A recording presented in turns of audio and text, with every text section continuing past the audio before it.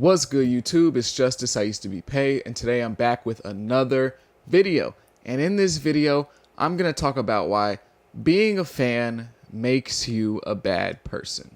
And now this is specifically a conversation about rap and rap music and hip hop culture and even a little bit of R&B, but this could also apply outside of that as well. But that's just mostly what I'm focusing on in this video, just to set a little boundary, I guess.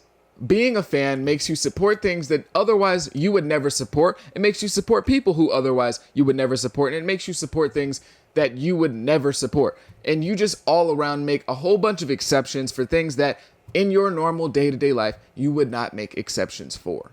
And I just want to kind of talk about this because I feel like it's a topic that's, talked about sometimes in rap and hip hop, but not as much as I think it should be. So many of the people who we support and love have done horrible things, have said horrible things, or just in general are horrible people. And honestly, that might be a conversation in itself why all these famous people are so terrible. I mean, humans in general are terrible, but these people tend to be extra terrible. But we give them a pass because they make stuff we like, just in general. Think of somebody like R. Kelly and the people that still listen to him, because trust me, there are still people who listen to R. Kelly every single day. It's like, if R. Kelly did the stuff he did, but he was a baker and he made, your favorite cupcake, would you still go and get that cupcake if you knew what he had done to children? Would you still go over there and buy that cupcake? You get what I'm saying? Probably not. Because he's not a celebrity, he's not somebody who serves you in this major purpose, but because it's somebody that's a regular person just like you and I, you would be like, ew, that's disgusting. Anybody that still goes to that bakery and buys from that baker is a horrible person. But people can still go and listen to R. Kelly's music and be like, oh, well, he didn't touch me. And, they just justify it off that. And even things to a lesser extent like a Kanye West. Kanye is my favorite rapper of all time. But the stuff that he's recently said is just disgusting. That's the only way you can really look at it. And I know it sounds like I'm trying to virtue signal here, but that's really not what I'm doing. I'm just having a conversation. It's been some really bad stuff. There's no way to debate it. And if Kanye West was a classmate of mine, or if he was even a cousin of mine, I'd probably just cut him off and move on. But because Kanye makes some of the best music I've ever heard, in my opinion, he's still one of my favorites. I still listen to his music every single day. And I know, again, that's a really weird thing for me to do. But that's kind of what being a fan does. It's kind of how the whole thing works. I make an exception for something which I normally wouldn't make an exception for, because I like his music.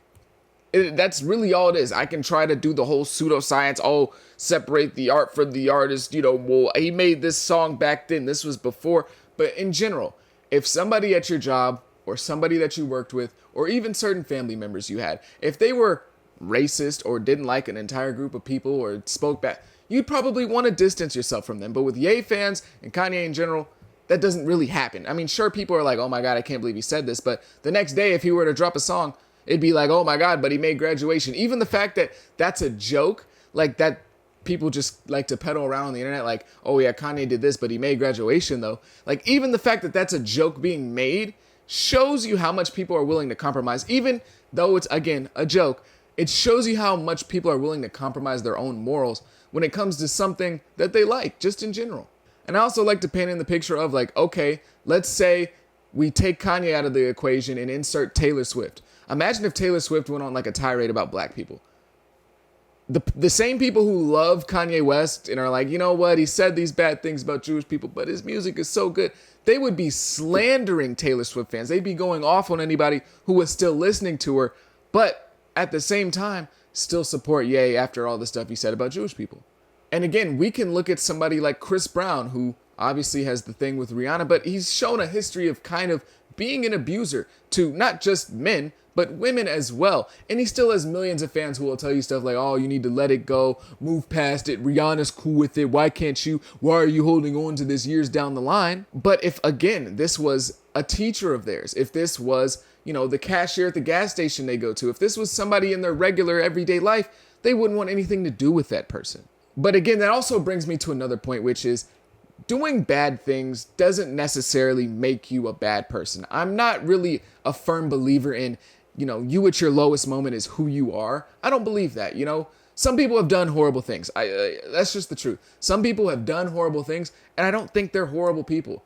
somebody, who has a history of violence or has a history of stealing or has a history of anything, like, I feel like people can grow and change.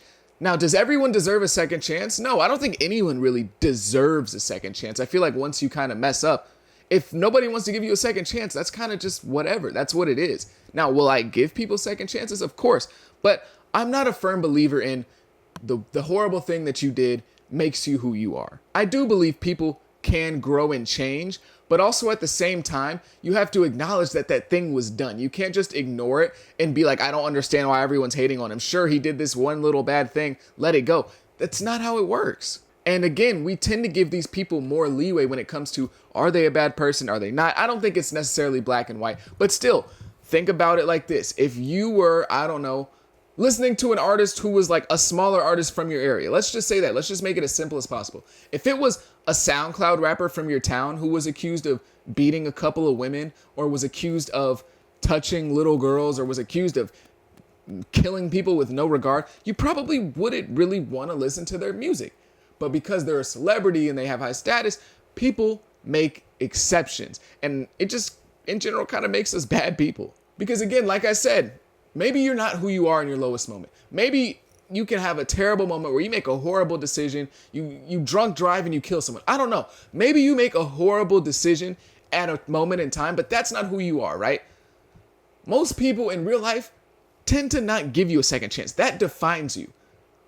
But if the same thing happens, except now this time this person has 40 million followers on Instagram and they make good music, now we can give them that second chance. Now it's, oh my God, why aren't you giving them a set? Like, bro, they changed, they learned. They were 20 when this happened. Now they're 35. Like, let it go. Like, you see what I'm saying? Like, people make exceptions for stuff that they normally wouldn't.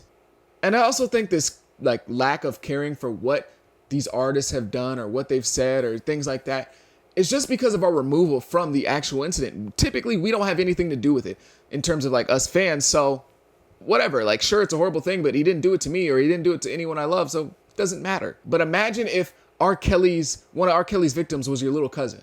Imagine if one of the people Chris Brown put his hands on, one of the women he put his hands on, is your little sister. It changes the entire dynamic. Now you're like, okay, this is a horrible person. He's a piece of shit. And you probably wouldn't want to listen to their music at that point. But again, if you're removed from the situation, then it's, oh, whatever, sure, he did that little thing, but don't got nothing to do with me. And obviously, the closer you are to an incident, the more it hits home. Like, that's just called being human. But I think it just goes to show how fickle our morality can be as people, especially when it comes to, again, celebrities or people that make stuff that we really enjoy.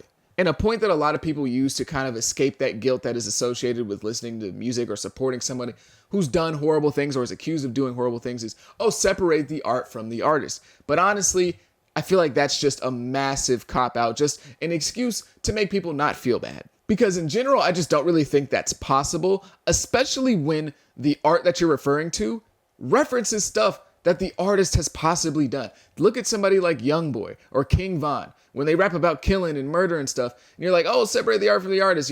Killing and murder is bad, but like the music sounds good. But the music is about the killing and murder. Like, you get what I'm saying? Or R. Kelly, again, if you really listen to R. Kelly still, you just got to admit that there's some morality questions that you'd probably need to answer. And your morals are really kind of in a strange place. Because, again, people will say, oh, separate the art from the artist. R. Kelly's music is about relations and partying with girls and, trying to attract women. But the relations he was having and the girls he were partying with were underage. So you're listening to music about the artist's life that you try to separate it from. Like, you can't do that. It doesn't really make sense. And even so, even if it is two different things, art is a reflection of an artist. That's what art is. It's a reflection of that person and then putting it into a different media rather than talking about it or doing therapy or whatever they're going through, whatever they have in their life, their expression of that art. You can't really separate that from that person. That doesn't make a lot of sense. And then to even add on top of that, when you are supporting the art, but not the artist, by supporting the art, you are supporting the artist because they're the ones that gain from that. They're the ones that get the followers. They're the ones that get the money from that. They're the ones that get bigger, they're the ones that get bigger deals and have greater signing opportunities because they have more fans. So even at the end of the day, if you want to do your best to try to separate the morality of the person from their music and be like, look, it's two different things, whatever, I'm just enjoying the music, you're still supporting them. Like it's just the truth. And again, I'm not saying that this automatically makes you a horrible person or maybe even in the wrong, but it does make you question your morality. And I know I said bad person in the thumbnail, but I'm exaggerating. You know what I'm saying? It just shows that we all kind of have this flawed morality when it comes to being a fan of music. Like, again, no matter how good the song is, you can't separate it from that artist because it's theirs at the end of the day. Whatever mental gymnastics you want to do in your mind to be like, well, no, I don't support when he beats women, but man, the song is fire. Like, it doesn't matter. You're still supporting that person at the end of the day. And again, to bring back the example, imagine if this was a baker. Imagine if, the town baker makes great donuts or whatever, cakes, he's fire, right?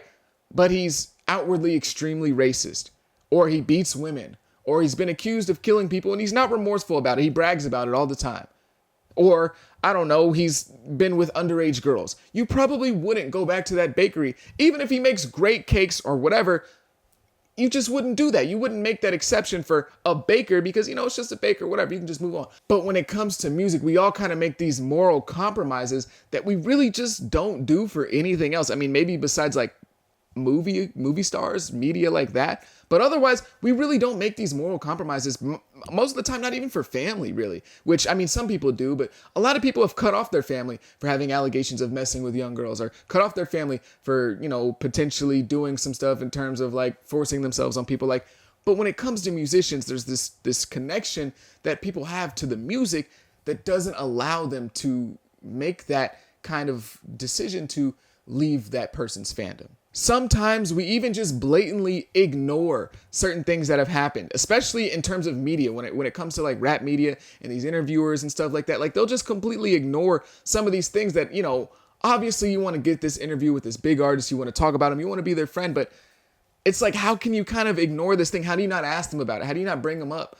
Because it's just a big part of what's going on in the world. Like, and I know this is probably going to burn bridges, but I'm not trying to like insult these people by bringing this stuff up or, be like, oh my God, you did this. But it's just the truth. It's what happened. Like with Uzi, people just completely ignore the fact that he pled guilty to beating up his ex-girlfriend. Like people just ignore that. Or Cardi, when it came to like the whole thing with the pregnant girl. Now, I don't know if Cardi's thing was confirmed to be true, but we just kind of ignore these things. We'll even meme about these things. People will even take the mugshot from the arrest where Cardi was arrested for beating that girl and use it as a joke and use it as a meme. Like people will blatantly ignore these things that otherwise they would say is just disgusting, horrible behavior. And they'll make exceptions because they make good music. Or if the media, specifically rap media, does bring this stuff up, they'll be like, man, it's just really horrible that, so-and-so was accused of doing this to a woman. I really hope this isn't true. And then that's it. They leave it alone. Even if the case goes on, they get found guilty, whatever happens, they just kind of ignore that. And I think it's a really weird thing to do. It's kind of a weird choice. I do it too, to a certain extent. So I'm not getting on here to act like I'm just this moral, righteous captain of the world, because it's part of being human. But I just think it's very interesting, the type of stuff we do when we're fans of people. And people will also make like really weird, like moral contradictions. Like people will be disgusted at Tory Lanez for what he did in terms of with Meg Thee Stallion shooting her in the foot. It's a horrible action. And don't get me wrong, it is bad. Like I'm not saying it's not. But then they'll listen to a trap artist like Lil Durk or Lil Baby rap about popping somebody and spinning the block on somebody, letting the clip loose. Like they'll listen to that. But when Tory shoots somebody, it's, oh my God, because they love Meg Thee Stallion. That's just the truth. And again, mind you, if Tory, let's say in this equation, had shot a random woman, it was a random woman, it wasn't Tory, or let's say it was Kelsey that got shot in the incident. It wasn't Meg, it was Kelsey. People would probably still not think Tory did it. There wouldn't be this massive, oh my God, send Tory to jail, because they'd be like, maybe he did shoot Kelsey, maybe he didn't. We don't really believe Kelsey because I don't like her music. Does Kelsey make music? Does Kelsey do anything for me? No, she doesn't. So yeah, screw her. Tory's innocent. He didn't do it. There'd probably be there already is like a big campaign behind Tory, but there wouldn't be that counter clash with people supporting Meg, because obviously it wouldn't be Meg in the situation, but Kelsey doesn't have that massive fan base. She doesn't have that support. So people honestly probably wouldn't care. Or when people, specifically men, like cry about Cardi B, like, oh my God, she drugged and robbed men. She's horrible. Put her in jail. Why is Cardi B not in jail?